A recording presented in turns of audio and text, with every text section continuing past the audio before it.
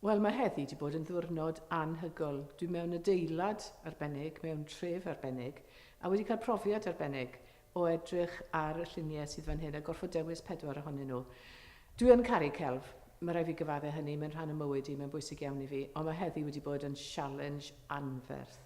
A mae wedi bod yn bleser gweld y gwaith sydd mae gwaith John Elwyn, dwi wedi dewis un o'i ddarnau fe, ac wedyn cael yn hemtio gan gwaith Claudia a Gwilym Pritchard, Claudia Williams a Gwilym Pritchard, a dwi wedi dewis o'i casgliadau nhw. Llun arbennig iawn gan Claudia o'i phartner a'i gŵr, yr artist Gwilym Pritchard, yn un sydd yn sefyll yn y cof. O felly un sydd yn sefyll yn y cof yn fwy i fi yw portread Claudia Williams o Greenham. Hwna'n rhan o'n hanes i fel menyw, ac yn sicr rhan o hanes yn fam. Treuliodd tipyn o amser yn Greenham yr adeg hynny. So felly, dwi wedi bod wrth y modd heddi.